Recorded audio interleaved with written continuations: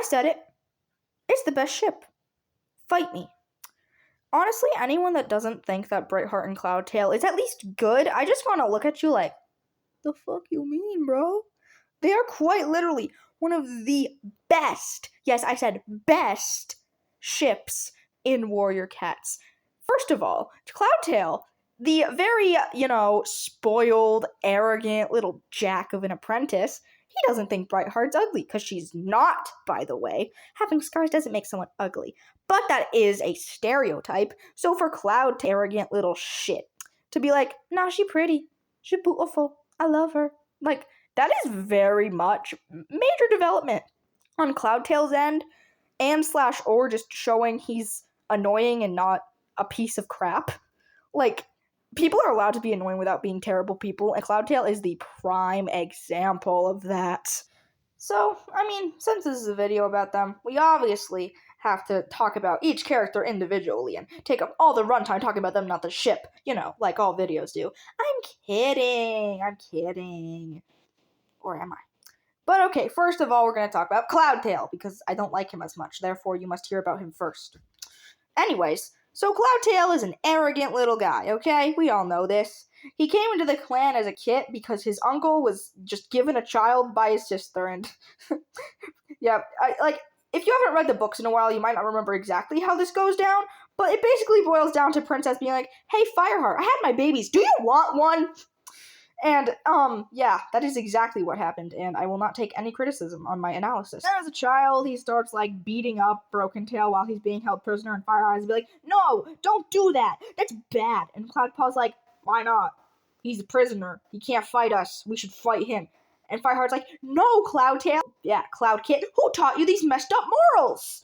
God, come on, we're gonna go gather herbs with Cinderpelt. When Cloudpaw becomes an apprentice, he's apprenticed to Fireheart for some reason. It's literally an unofficial rule that cats don't mentor kin. We're just gonna ignore that. Technically, at this point of the book's publishing, Cloudpaw and Fireheart, there was no pushback, because within this time of the publishing, Blue Star's prophecy wasn't out yet, so the line about cats not mentoring kin, yeah, but, be consistent. Don't invent a line about cats not mentoring kin if it wasn't in the original series writers. Please understand your own source material. But anyway, yeah. I don't really care much about what Cloudpaw does for most of his apprenticeship, other than he gets kidnapped by Two Legs because he was eating kitty pet food. Fireheart eventually rescues him, yada yada, he's back to the clan, no one trusts him, blah blah blah. He becomes a warrior because he says StarClan sucks after, a battle with River Clan, I believe. And Blue Star's like, yeah, that's what we need. And then Swiftpaw gets mad at him, which is the perfect transition into Brightpaw. So Brightpaw doesn't really do much until she is Brightpaw. She's a kind apprentice, she's Whitestorm's apprentice, but other than that, she didn't really have anything going for her until the dogs. When the dogs show up in ThunderClan territory, everyone is trying to figure out what the frick they are.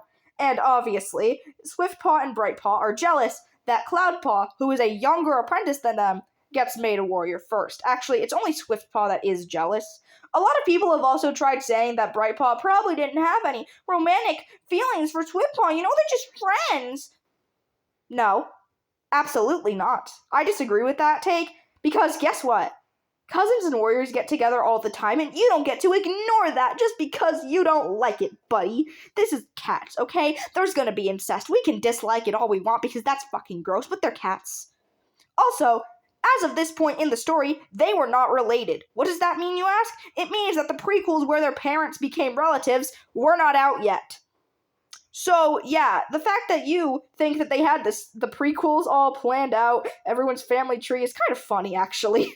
But, yeah, they probably had, a romantic undertone intentionally. Okay, we can leave that rant behind us now. Moving on.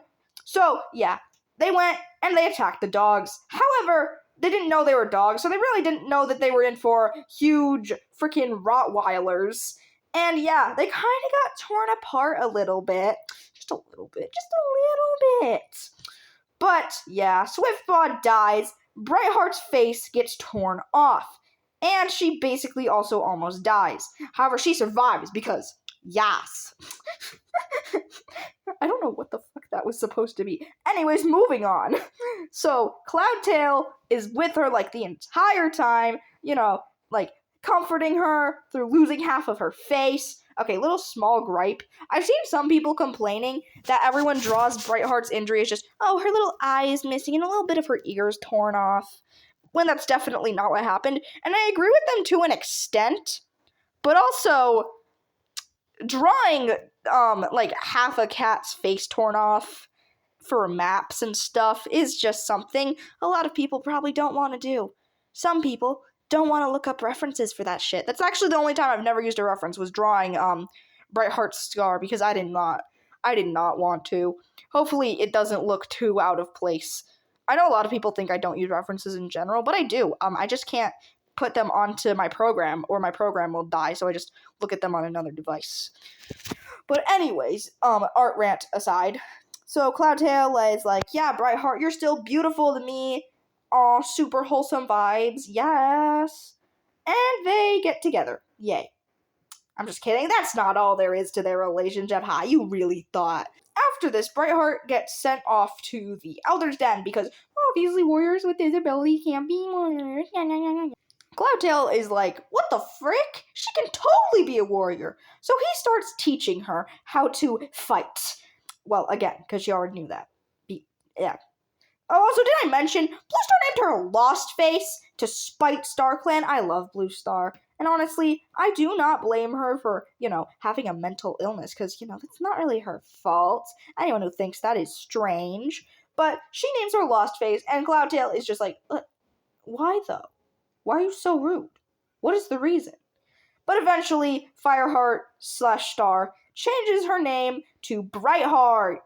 Yay! We can all live happily knowing that she is now Brightheart instead of Lost Face. Because, actually, it should be half Lost Face, because only half of her face is gone. Okay, I'm gonna stop that. That's so annoying. I'm so sorry.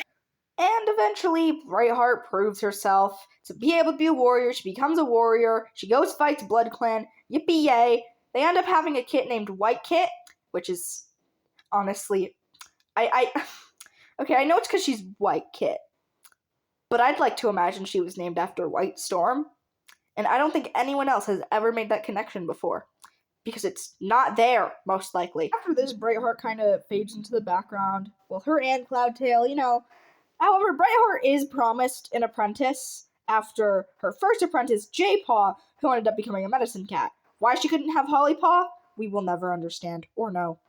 But she never gets a new apprentice. Honestly, I would have liked it if Cloudtail had, demanded Firestar give her a new apprentice. Like, hey, you promised my wife an apprentice and she hasn't gotten one. Time's a ticking, buddy. Because there's that one line in Midnight about Cloudtail being able to just disrespect Firestar. And honestly, yes, that is very much Cloudtail's character. He's just like, I will defend my wife. I don't care if it gets me in trouble. She wants an apprentice and she deserves one. Dang it. And yeah, she never gets that apprentice, if you couldn't already figure that out. But yeah, she just kind of disappears into the background for all eternity. She has a final litter of kits whom I don't remember the names of other than Snowbush and Amber. Amber something. Yeah, see, they're very forgettable. I only remember 2 and 1.5 of them. And then they just become elders, and they're still currently alive. They really didn't do anything else. I'd like to imagine that they're just the cute old couple that everybody just loves and appreciates. They're like the friendly neighborhood old people, They probably bake you cookies or something. Honestly, Brightheart deserved a lot more screen time. And so did her ship in general. They have a bunch of cute moments in A Dangerous Path and The Darkest Hour, and that's about it. Nothing more. Rest in peace, best ship. Anyways, that's all I have to say, so goodbye.